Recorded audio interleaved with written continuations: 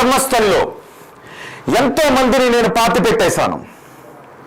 ధర్మస్థలిలో బట్టలు లేని వివస్త్రలుగా ఉన్న మహిళలను తీసుకొచ్చి నాకు ఇస్తే, ఇదిగో ఇక్కడే పాతేశా, ఇక్కడ కొన్ని పాతేశా. కొంతమంది పురుషుల్ని కూడా తీసుకొచ్చి ఇచ్చారు, వాళ్ళందరినీ ఇక్కడ పాతేశా. మీరు తవ్వితే ఈ ప్రదేశంలో, ఈ నేత్రావతి నది ఒడ్డున తవ్వితే ఎన్నో శవాలు బయటకు వస్తాయి. 1994 నుంచి 2014 వరకు నేను ఇదిగో ఇక్కడే పాతి పెట్టేశా. ఇప్పుడు ఈ కేసులో న్యాయం జరగాలి అంటే ప్రభుత్వం ఇక్కడ తవ్వకాలు జరిపిస్తే ఎన్నో శవాలు ఇప్పుడు బయటకు వచ్చే అవకాశం ఉంది. వందలాది మహిళలను, పురుషులను, మైనర్లను నేను ఇక్కడే పాతి పెట్టేశా. అదిగో ఆ నేత్రావతి నది వాళ్ళు చంపేసిన రక్తపు మరకలతో ఈ నేత్రావతి నది ఒడ్డి తడిచింది. మరి ఇప్పుడు ఎముకలు ఉంటాయో లేదో నాకు తెలియదు. ఇదిగో ఈ కవర్లో కొన్ని ఎముకలు, మీరు నమ్మకం కోసం నేను కొన్ని ఎముకలు తీసుకొచ్చాను. ఇవి చూసిన తర్వాత మీరు ఇక్కడ తవ్వకాలు జరిపితే ఆ ప్రదేశంలో చాలా మంది వివరాలు తెలుసుకునే అవకాశం ఉంటుంది. ఇక్కడ తవ్వండి, ఇక్కడ లేవా? ఇక్కడ అవును, 11వ నెంబర్ సైట్లో 11 అడుగు ఆ కొండగట్టునే నేను పాతాను. 13వ నెంబర్ సైట్లో నేను పాతాను. 13లో చాలా బోన్స్ దొరికే అవకాశం ఉంటుంది, పుర్రెలు దొరికే అవకాశం ఉంటుంది. న్యాయం జరగాలి అంటే ప్రభుత్వం ఇక్కడ తవ్వకాలు జరపాల్సిందే. నాకు బాగా గుర్తుంది, నేను ఈ విషయాన్ని బయట ప్రపంచానికి చెబుదామని అనుకుంటే నన్ను కూడా చంపేస్తానని అన్నారు. ప్రాణ భయంతో నేను వాళ్ళు చెప్పినట్టే చేశాను. ఈ చేతులతో వాళ్ళు తీసుకొచ్చి ఇచ్చిన బాడీస్ని ఇదిగో ఇక్కడే పాతేశాను. వాళ్ళని క్రూరంగా చంపేశారు, అఘాయిత్యాలు చేసి చంపేశారు. వాళ్ళ ఒంటిపైన ఎన్నో గాయాలున్నాయి. ఆ గాయాలు చూసి నా మనసు చలించిపోయింది.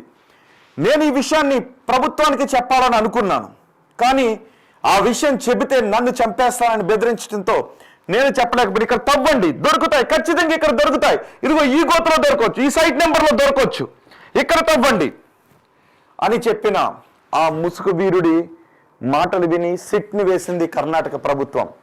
మరి ఇప్పుడు ఇక్కడ తవ్వకాలు జరుగుతూ ఉన్నాయి.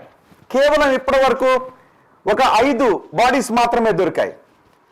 ఇప్పుడు ధర్మస్థలి కేసులో ఏం జరగబోతోంది? ధర్మస్థలి కేసు క్లోజ్ అయిపోతుందా?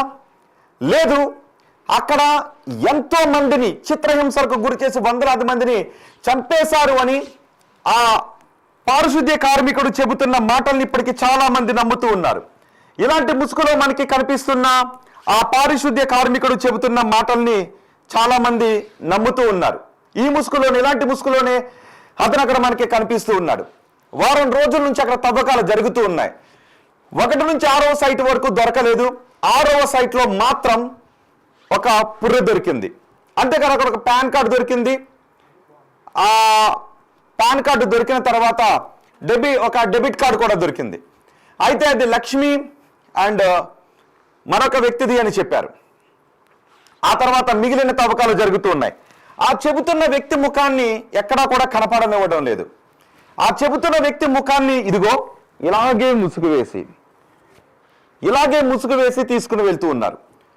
రోజు ఆ వ్యక్తిని కారులో తీసుకొస్తున్నారు, పోలీసుల సెక్యూరిటీతో తీసుకొస్తూ ఉన్నారు. పోలీసుల సెక్యూరిటీతో తీసుకొచ్చి ఆ వ్యక్తిని మళ్ళీ తీసుకుని వెళ్తూ ఉన్నారు. కానీ 13వ సైట్లో తవ్వకాలు జరిపితే చాలా ఎముకలు దొరుకుతాయి అని చెప్పారు. ఇలాంటి బకెట్లలో, కొన్ని కవర్లలో అక్కడ ఒక 5 అస్థిపంజరాలు దొరికితే వాటిని తీసుకుని వెళ్ళారు. అందులో ఒక అస్థిపంజరం మహిళలదని చెప్పారు. కానీ మరి వందలాది మంది అక్కడ మరణానికి గురయ్యారు, చిత్రహింసలకు గురి కాబట్టి అక్కడ చనిపోయారు అని ఆ పారిశుద్ధ్య కార్మికుడు చెప్పిన మాటల్లో వాస్తవం లేదు అని చాలా మంది అంటూ ఉన్నారు. కేవలం ఇది ఆ మంజునాథేశ్వరుణ్ణి, ఆ మంజునాథ పవిత్రను భగ్నం చేయటానికి కొంతమంది ఆ వ్యక్తితో చెప్పించిన అవాస్తవాలను కొంతమంది అన్నారు. లేదు, ఆ ఆలయానికి సంబంధం ఉన్న కొంతమంది వ్యక్తులు దురాగతాలకు పాల్పడారు అని మరికొంతమంది చెప్పారు. ఇలా ముసుగులో కనిపించినటువంటి ఆ వ్యక్తి నేనే ఎంతో మందిని ఇదిగో ఇక్కడ పాతాను, ఇక్కడ పాతి పెట్టాను అని చెప్పుకుంటూ తీసుకొచ్చి ఒక 8 అడుగుల లోతులో గొయ్యిలు తవ్వించారు. ఇక్కడ ఒక 15 అడుగుల వెడల్పులో 8 అడుగుల లోతులో గొయ్యిలు తవ్వించారు. కానీ అక్కడ ఎన్నో కుప్పలుగా ఎముకలు దొరుకుతాయి, కుప్పలుగా పుర్రెలు దొరుకుతాయని అనుకున్నారు. ఆ స్థాయిలో కాదు, ఒక 5-6 దొరికాయి. మరి ఇప్పుడు ఆ వ్యక్తి చెప్పింది అబద్ధమా, లేదు నిజంగా అక్కడ ఏదైనా జరిగిందా? ఇన్ని సంవత్సరాలు అయిపోయింది కాబట్టి ఆ ఎముకలతో సహా అవన్నీ కూడా ఇదిగో ఈ నేలలో కలిసిపోయాయా? ఈ గొయ్యిల్లో కేవలం ఎముకలు కూడా కరిగిపోయి ఆ మట్టి మాత్రమే అక్కడ మిగిలి ఉందా? ఇప్పుడు దొరికిన 4-5 అస్థిపంజరాలు ఏం చెబుతున్నాయి? ఈ స్థలం శ్మశానం కాదు అని చెప్తున్నారు. మరి ఈ స్థలం శ్మశానం కానప్పుడు ఆ 4-5 అస్థిపంజరాలైనా ఎందుకు దొరికాయి? అంటే అడవిలో ఏదో జరిగిందా? ఈ వ్యక్తి చెబుతున్న మాటల్లో వాస్తవాలు ఉన్నాయా? మరి ఇప్పుడు అన్ని ఆ స్థాయిలో అస్థిపంజరాలు దొరకకపోయేసరికి ఈ కేసును సిట్ అధికారులు క్లోజ్ చేసే అవకాశం ఉందా? లేదు ఈ విచారణ ఇంకా కొనసాగించే అవకాశం ఉందా? ఈ మట్టి నమూనాలను కూడా తీసుకుని వెళ్ళి ఈ మట్టి నమూనాలను కూడా ఫోరెన్సిక్ ల్యాబ్లో పరిశోధనలు జరిపి ఈ మట్టిలో చాలా మంది మానవులను పాతిపెట్టిన ఆ కారణంగా ఈ మట్టిలో కలిసిపోయాయని ఆ ఫోరెన్సిక్ ల్యాబ్లో ఏదైనా తేలే అవకాశం ఉందా? లేదు ఇవి సహజంగా ఈ నదిలో కొట్టుకొచ్చినటువంటి శవాలను అక్కడ పాతిపెట్టేశారు, అన్ఐడెంటిఫైడ్ శవాలుగా ఎవరు క్లెయిమ్ చేయని బాడీస్గా గుర్తించి అక్కడ పాతిపెట్టేశారు అని తేల్చే అవకాశం ఉందా? మరి ఈ ముసుగు వేసుకున్నటువంటి రోజు మనకి ఇలాంటి ముసుగులో కనిపిస్తున్న ఆ వ్యక్తి చెప్పిన మాటల్లో వాస్తవాలు ఉన్నాయా? కొంతమంది అంటూ ఉన్నారు కేవలం ఇది ధర్మస్థలి పవిత్రతను చెడగొట్టడానికి, ధర్మస్థలి ఆలయానికి అపవిత్రతను చేకూర్చడానికి కొంతమంది చేసినటువంటి కుట్రాని అంటూ ఉంటే, లేదు అతనే నేరుగా ముందుకు వచ్చాడు. అతని పేరు కూడా ఎక్కడా చెప్పట్లేదు, మనం పెట్టినటువంటి ఒక పేరుని మీకు చూపిస్తూ ఉన్నాం. ఆ వ్యక్తి చేత కొంతమంది చెప్పిస్తున్నారు అంటే లేదు. అదిగో చూడండి ఒక్కసారి, అదిగో ఆ బకెట్ లో మీకు కనిపిస్తుంది కదా, అక్కడ బకెట్ లో కనిపిస్తుంది కదా, ఆ బకెట్ లో ఒక పుర్రె కూడా మనకి కనిపించింది. ఆ బకెట్ లో కొన్ని పుర్రెలను అందులో పెట్టారు, ఆ కవర్ లో కొన్ని ఎముకలను తీసుకుని వెళ్ళారు. మరి ఇన్ని రోజుల తవ్వకాల్లో ఆ స్థాయిలో ఎముకలు దొరకలేదు, కానీ కొన్ని ఎముకలు దొరికాయి. మరి ఇవి ఆ నదిలో కొట్టుకొచ్చినటువంటి బాడీస్ ని, దేహాలను అక్కడ పాతి పెట్టడం ద్వారా ఉన్నటువంటి ఎముకలని చెప్తారా, లేదు చిత్రహింసలకు గురి కాబడి చనిపోబడిన వాళ్ళ ఎముకలని చెప్తారా? నిజానికి 1986 సమయంలో కూడా కొంతమంది మహిళలు మిస్ అయితే వాళ్ళని తీసుకొచ్చి అక్కడ అడవిలో పడేశారు. ఆ యువతి తండ్రి ఆ యువతి కోసం న్యాయం జరగాలి అంటూ ఎన్నో ప్రయత్నాలు చేశారు, పోరాటాలు చేశారు. ఆ కమ్యూనిస్ట్ పార్టీకి చెందినటువంటి వ్యక్తి అతను. సో అతని కుమార్తెను కూడా, చనిపోయిన కుమార్తెను కూడా ఇలాగే చిత్రహింసలకు గురి చేసి చంపారు. ఆ తర్వాత ఎంతో మందిని ఇలాగే చంపారు అని చెప్తున్నారు. సో ఇక్కడ మరి న్యాయం జరగబోతుందో, వాస్తవాలు బయటకు వస్తాయా? లేదు ఈ ఎముకలు ఏమీ సాక్ష్యాలను చెప్పలేకపోతున్నాయని సిట్ అధికారులు కేసును క్లోజ్ చేసేసే అవకాశం ఉందా? మీరేమనుకుంటున్నారు ధర్మస్థలి గురించి? మీ అభిప్రాయాన్ని కమెంట్ బాక్స్ లో తెలియజేయండి. ఆ ముసుగు వేసుకున్న వ్యక్తి చెప్పిన మాటలో వాస్తవాలు ఉన్నాయని అనుకుంటూ ఉన్నారా? మరి ఆ స్థాయిలో వందలాది శవాలు దొరకలేదు కాబట్టి, ఆ ముసుగు వేసుకున్న వ్యక్తి ముఖం కూడా ఎప్పటికీ తెలియలేదు కాబట్టి ఎవరు అతన్ని పంపించి ధర్మస్థలి పవిత్రతను చెడగొట్టే ప్రయత్నం చేశారని మీరు అనుకుంటూ ఉన్నారా? నిజంగానే నేత్రావతి నది ఎంతో మంది అభాగ్యుల రక్తంతో తడిచింది. అక్కడ ఉన్నటువంటి ఆ కొండల గుట్టలు అభాగ్యుల ఆర్తనాదాలతో మారుమోగి వాళ్ళ ఊపిరి ఆగిపోవడాన్ని ఆ సాక్ష్యాలుగా నిలుస్తున్నాయని మీరు అనుకుంటున్నారా? మీ అభిప్రాయాన్ని కమెంట్ బాక్స్ లో తెలియజేయండి. ఇంకా తవ్వకాలు జరుగుతున్నాయి. ఈ రోజు ఏం చెప్పాడు? 11వ సైట్ దగ్గరకు వచ్చిన తర్వాత 11వ సైట్ దగ్గర కూడా ఏమీ కనిపించలేదు, బాడీస్ ఏమీ కనిపించలేదు. అప్పుడే ఆ వ్యక్తి ఏం చేశాడంటే, నాకు ఇప్పుడు గుర్తొస్తూ ఉంది, అదుగదుగో అక్కడ కనిపిస్తోంది, కొంచెం దూరంలో ఆ గుట్ట పైన కనిపిస్తోంది, ఆ గుట్ట పైన తవ్వితే అక్కడ కొన్ని ఎముకలు దొరికే అవకాశం ఉంటుందని చెప్పారు. అప్పుడు అధికారులు అందరూ ఏం చేశారంటే, సర్లే నడండి అని ఆ గుట్ట దగ్గరకు తీసుకుని వెళ్ళారు. ఆ గుట్టకి 11/A అని పేరు పెట్టారు. ఇది 11 కాబట్టి అది 11/A అని పెట్టారు. ఇది ఈ సైట్ నాకు గుర్తుంది, కానీ ఇంకొంచెం నేను గుర్తు చేసుకుంటే ఇంకొంచెం దూరంలో ఆ గుట్ట పైన పాతి పెట్టినట్టుగా నాకు అనిపిస్తోంది అని ఆ వ్యక్తి చెప్పాడు. ఆ 11A దగ్గరికి వెళ్ళి తవ్వితే అక్కడ ఒక 4 అస్థిపంజరాలు దొరికాయి, 4 పుర్రెలు దొరికాయి. అందులో ఒక పుర్రె మహిళదని చెప్తున్నారు. నిజానికి కొంతమంది అంటూ ఉంటుంటారు, పుర్రెను చూడగానే మహిళదని ఎలా గుర్తుపెట్టేస్తారు అని. కానీ కొంతమంది చెప్తున్నారు ఆ షేప్ని బట్టి మహిళది అని గుర్తుపడడానికి అవకాశం ఉంటుంది, కానీ 100% తేలాలి అంటే అది ఫోరెన్సిక్ ల్యాబ్లోనే తేలుతుంది. కానీ ఆ షేప్ని బట్టి, ఆ పుర్రె షేప్ని బట్టి అది మహిళ పుర్రెగా తెలుస్తుందని చెబుతున్నారు. ఎందుకంటే ఎక్కువ మంది మహిళలకు సంబంధించిన దేహాలనే అక్కడ పాతిపెట్టాను, వాళ్ళందరూ అగాత్యాలు చేయబడి చనిపోయారు అని ఆ వ్యక్తి చెప్తున్నాడు. ఇప్పుడు మరి 13వ సైట్ దగ్గరికి తవ్విన తర్వాత 13వ సైట్లోనైనా గుట్టలుగా ఆ ఎముకలు బయటకు రాబోతూ ఉన్నాయా, గుట్టలు గుట్టలుగా పుర్రెలు రాబోతూ ఉన్నాయా? ఇప్పుడు 9 నుంచి 13 వరకు గుట్టలు గుట్టలుగా పుర్రెలు బయటకు వస్తాయని అనుకున్నా. 9 నుంచి 13 వరకు ఉన్న సైట్లలోనే నేను ఎక్కువ మందిని పాతి పెట్టానని చెప్పాడు. 9, 10, 11 వరకు వచ్చేసారు. ఇక 12, 13 ఉంది.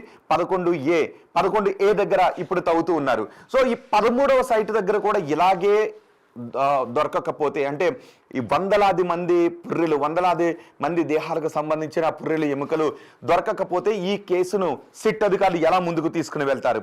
అతను చెప్పిన దాంట్లో వాస్తవాలు లేవు అని కేసును క్లోజ్ చేస్తారా? లేదు, ఏదో జరిగింది అక్కడ, ఇప్పటి వరకు దొరికినటువంటి పుర్రెలైనా అక్కడికి ఎలా వచ్చాయి? ఇది శ్మశానం కాదు, ఇక్కడ ఎవరిని పాతి పెట్టిన రికార్డ్స్ లేవు, మరి అలాంటప్పుడు ఈ మాత్రమైన పుర్రెలు ఎందుకు దొరికాయి అనే దగ్గర నుంచి విచారణను కొనసాగించే అవకాశం ఉంటుందా? లేదు, సిట్ అధికారులు కేసును క్లోజ్ చేస్తారా? చాలా మంది అంటూ ఉన్నట్టుగా ధర్మస్థలి పవిత్రతను చెడగొట్టడానికి ఆ వ్యక్తితో చెప్పించిన ఇదని అనుకుంటున్నారు. చూడండి ఒకసారి, మనకి ఇదిగో ఇలా తవ్వితే కొన్ని పుర్రెలు ఇలా దొరికాయి ఆ తవ్విన తర్వాత, కానీ ఇప్పటికే కొన్ని పుర్రెలు మాత్రం నేలలోనే కలిసిపోయాయి. ఈ తవ్విన తర్వాత ఇలా ఒక గొయ్యి దగ్గర 6వ సైడ్ దగ్గర మాత్రం ఒక పుర్రె దొరికింది. ఆ తర్వాత 11వ సైడ్ దగ్గరికి వెళ్ళిన తర్వాత మరి దొరికాయి. ఇలాంటి బకెట్లలో పెట్టుకుని వాటిని ఫోరెన్సిక్ ల్యాబ్ కి తీసుకుని వెళ్ళారు. ఇప్పుడు అక్కడ ఆ సమయంలో మిస్ అయ్యారు అని ఎవరెవరైతే పోలీస్ స్టేషన్స్ లో కేసులు పెట్టారో, ఆ అనుమానాలు ఎవరికైతే ఉన్నాయో వాళ్ళ డిఎన్ఏని పరిశోధించడానికి కూడా చర్యలు తీసుకుంటూ ఉన్నారు. కానీ ఆ కుళ్ళిపోయి భూమిలో కలిసిపోయిన ఎముకల్లో డిఎన్ఏ ఉండదు. మరి వాటిని ఎలా మ్యాచ్ చేసి చూస్తారు? ఇలాంటి బకెట్లో మనకి అక్కడ కనిపించిన ఎముకలు ఎవరి తాలూకు ఎముకలు, ఏ కుటుంబానికి చెందిన వ్యక్తుల తాలూకు ఎముకలు, ఎలాంటి చిత్రహింసలకు గురి కాబడి వాళ్ళు చనిపోయారు అనేది ఇలాంటి బకెట్లలో మనకి అక్కడ కనిపించిన ఎముకలు ఆ ఫోరెన్సిక్ ల్యాబ్లో నోరు విప్పుతాయా? ఏం తెలియబోతోంది? ఇన్వెస్టిగేషన్ అధికారులు ఇప్పుడు ఎవరైతే మనకి ఇలాంటి ముసుగులో కనిపించాడు, ఇలాంటి ముసుగులో మనకి కనిపించి ఇక్కడే నేను పాతి పెట్టేశాను అని చెప్పినటువంటి వ్యక్తిని విచారిస్తారా? ఇలాంటి ముసుగులో కనిపించిన ఆ వ్యక్తి మానసిక పరిస్థితి గురించి మరోసారి ఎంక్వైరీ చేయబోతున్నారా? ఈ వ్యక్తి ఇలా ముసుగులో కనిపించినటువంటి ఆ వ్యక్తి చెప్పినవన్నీ వాస్తవాలే అని మళ్ళీ పోలీసులు ఇతన్ని విచారించి కేసును ముందుకు తీసుకువెళ్ళే అవకాశం ఉందా? లేదా ఇక్కడ ఎముకలు ఆల్రెడీ దొరికాయి కాబట్టి అన్ని కాకపోయినా ఎంతో కొంత ఏదో ఒకటి జరిగింది అని ఈ వ్యక్తి చెప్పిన మాటల ఆధారంగా మరికొంతమందిని విచారించే అవకాశం ఉందా? ఆ సమయంలో ఈ వ్యక్తి ఇంకెవరెవరైతే పేర్లు అయితే చెబుతున్నాడు, అంటే నిజానికి కొన్ని అనుమానాలు కూడా ఉన్నాయి. ఏ అనుమానాలు ఉన్నాయి అంటే అదంతా కూడా చిట్ట అడవి, కొండలతో ఉన్నటువంటి అడవి. మరి అలాంటి బాడీస్ని తీసుకొచ్చి అతనికి ఇస్తే ఆ వ్యక్తి బాడీని భుజం మీద వేసుకొని మోసుకుని ఒక అడవిలోకి వెళ్ళి ఒక 6 అడుగులు గొయ్యిని ఒక 6 అడుగుల వెడల్పుతో అంత లోతులో గొయ్యిని తవ్వి అక్కడ పూడ్చిపెట్టి ఆ ఒక్క వ్యక్తి పూడ్చి పెట్టగలిగాడా? అన్ని వందల శవాల్ని, అన్ని వందల బాడీస్ని ఒక్కడే పూడ్చి పెట్టగలిగాడా? ఆ కొండలో అడవుల్లో నుంచి ఎలా తీసుకుని వెళ్ళాడు? మరి ఇతను చెబుతున్న దాంట్లో వాస్తవం ఉందా అనే డౌట్స్ కూడా వస్తున్నాయి. కొన్ని ఇయర్స్ పాటు వందలాది మందిని ఇలా చంపేస్తే ఒక్క విషయం కూడా బయటకు రాలేదు, ఒక్క ముక్క కూడా వ్యక్తి ఎవరికి చెప్పలేదా? అన్నాళ్ళు ఇతను ఎవరికి, పక్కింటోళ్ళకో, పొరిగింటోళ్ళకో, స్నేహితులకో, చుట్టాలకో, ఇంకెవరికో చెప్పకుండా అంత ఎలా దాచగలిగాడు? అంతమంది మిస్ అయిపోతూ ఉంటే ఆ రోజుల్లో మరి ఎవరో పట్టించుకోలేదా? ఇలాంటి డౌట్స్ కూడా వస్తూ ఉన్నాయి. అంటే ఆ వ్యక్తి చెబుతున్న దాంట్లో ఏదో అవాస్తవం ఉంది అనే అనుమానాన్ని కూడా కొంతమంది వ్యక్తం చేస్తున్నారు. మరి ఇప్పటి వరకు ఆ వ్యక్తి ఎప్పుడైతే ముందుకొచ్చి నేను వందలాది మందిని ఇక్కడ పాతేశాను అని ముసుగేసుకుని అధికారుల ముందుకు, కోర్టు ముందుకు వచ్చి చెప్పాడు, ఆ రోజు నుంచి ఈ రోజు వరకు జరుగుతున్న మొత్తం ప్రొసీజర్ అంతా కూడా మీరు చూశారు, తవ్వకాలను కూడా చూశారు. కాబట్టి ఇప్పుడు ఈ వ్యక్తి ధర్మస్థలి ప్రతిష్టను దెబ్బతీయటానికి వచ్చిన వ్యక్తిని అనుకుంటూ ఉన్నారా? లేదు, వందలాది మందిని నిజంగానే అఘాయిత్యాలకు గురి చేసి, చిత్రహింసలకు గురి చేసి చంపేస్తే పాతి పెట్టిన వ్యక్తిగా అతను నిజమే చెబుతున్నాడు అని మీరు అనుకుంటూ ఉన్నారా? మీ అభిప్రాయం కామెంట్ బాక్స్లో తెలియచేయండి. అన్ని శవాలు దొరకలేదు కాబట్టి ఈ కేసును సిట్ అధికారులు క్లోజ్ చేసే అవకాశం ఉంటుందా? లేదు, మరి ఇందులోకి సిబిఐ కూడా రంగప్రవేశం చేసే అవకాశం ఉంటుందా? సిబిఐ విచారణ కూడా కోరే అవకాశం ఉంటుంది. ఎందుకంటే అతను చూపించిన దాంట్లో కొన్ని బాడీస్ దొరికాయి కాబట్టి వందలాది మందిని చంపేశారని అంటున్నాడు. కాబట్టి ఇప్పటికీ కొంతమంది కుటుంబ సభ్యులు అక్కడ మిస్ అయ్యారు అని ఆరోపిస్తూ ఇప్పటికీ న్యాయ పోరాటం చేస్తూ ఉన్నారు. కాబట్టి ఎంతో కొంత ప్రైమా ఫేసి కనిపిస్తోంది. కాబట్టి దీనిలోకి ఉన్నత దర్యాప్తు సంస్థలు, కేంద్ర దర్యాప్తు సంస్థ ఇన్వాల్వ్ అయ్యే అవకాశం ఏమైనా ఉంటుందా, అందుకు సంబంధించిన ప్రయత్నాలు జరుగుతాయి అని. చూడండి, ముందే ఏమనుకున్నారు అంటే ఇలాంటి గోతుల్లో ఇలా కుప్పలుగా మీకు ముందు చూశారు కదా, అలా కుప్పలుగా ఎముకలు దొరుకుతాయి అని పదే పదే మళ్ళీ మనం ఎముకలు చూపిస్తే యూట్యూబ్ గైడ్ లైన్స్ కూడా వచ్చే అవకాశం ఉంటుందేమో, ఒకసారి మనం దాని గురించి కూడా ఆలోచించాలి. సో ఇది అందుకే అంటున్న గ్రాఫిక్స్ లోనే మీకు చూపిస్తున్నాం, గ్రాఫిక్స్ రూపంలో మీకు చూపిస్తున్నాం. చూడండి, ఒకసారి ఇలా దొరుకుతాయని అనుకున్నారు. ఇప్పుడు మనకి 5 పుర్రెలు ఎముకలు మనకి అక్కడ కనిపిస్తున్నాయి. ఇవి మాత్రమే అక్కడ దొరికాయి. ఇలాంటి ఎముకలు, ఇలాంటి పుర్రెలు వందలాది దొరుకుతాయని అనుకున్నారు, కానీ 5 మాత్రమే దొరికాయి. మరి 13వ సైట్లో ఏమన్నా దొరకబోతూ ఉన్నాయా? 13వ సైట్లో తవ్వకాలు మొదలు పెట్టిన తర్వాత ఏం తేలబోతోంది అన్నది ఇప్పుడు ఉత్కంఠగా మారింది. సో మీరేమనుకుంటూ ఉన్నారు? ఆ నల్లటి ముసుగు, ఇలాంటి నల్లటి ముసుగు వేసుకుని పోలీసు వ్యాన్లో వస్తున్నటువంటి ఆ వ్యక్తి చెప్పిన మాటలు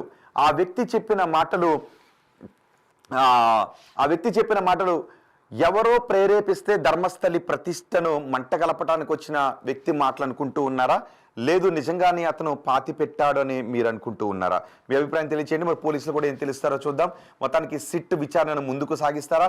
ఏమీ దొరకలేదు, అనుమానాస్పదంగా ఏమీ దొరకలేదు, సరైన సాక్ష్యాలు లేవు అని ఈ కేసును క్లోజ్ చేస్తారా? ఇప్పటికీ ధర్మస్థల మిస్టరీగానే ఉంది. మరి ఈ ధర్మస్థల ఎప్పటికీ మిస్టరీగానే ఉండిపోతుందా ఆ వ్యక్తి చెప్పిన మాటల నేపథ్యంలో? లేదు, ఇదంతా ఆ వ్యక్తి ఏదో ఆలోచనలో ఉండి సరైనటువంటి స్థిమితం లేకుండా చెప్పినటువంటి మాటలు అని ఏమన్నా అనే అవకాశం ఉంటుందా? ఎందుకంటే నిజానికి ఆ వ్యక్తి చెప్పిన తర్వాత తొలితే ఆ వ్యక్తికి పరీక్షలు చేయించిన తర్వాత మాత్రమే ఈ వ్యక్తి మెంటల్లీ ఫిట్గా ఉన్నాడా అని పరీక్షలు చేయించిన తర్వాత మాత్రమే తవ్వకాలకి విచారణకి ముందుకు వెళ్ళే అవకాశం ఉంటుంది. కాబట్టి తవ్వకాలు, విచారణ, సిట్టు వేయటం ఇవన్నీ జరిగాయి అంటే సో ఆ వ్యక్తి మానసిక పరిస్థితి గురించి కూడా పరీక్షలు జరిపిన తర్వాత మాత్రమే ఆ వ్యక్తికి ముసుగు వేసి అడవిలోకి తీసుకువెళ్ళి అక్కడ తవ్వకాలు జరుపుతున్నారు. మరి చూద్దాం, ధర్మస్థలిలో 13వ సైట్ కూడా తవ్విన తర్వాత పెద్దగా అంటే వాళ్ళు అనుకున్న శైలి వందలాదిగా అక్కడ పుర్రెలు దొరకలేదు. కేవలం 5, 6 మహా అయితే 10 లోపు మాత్రమే అక్కడ పుర్రెలు దొరికే అవకాశం ఉంటుంది. ఆ 10 పుర్రెలతోనూ విచారణ కొనసాగిస్తారా? మరి కేసును క్లోజ్ చేస్తారా? మీ అభిప్రాయం కామెంట్ బాక్స్లో తెలియజేయండి.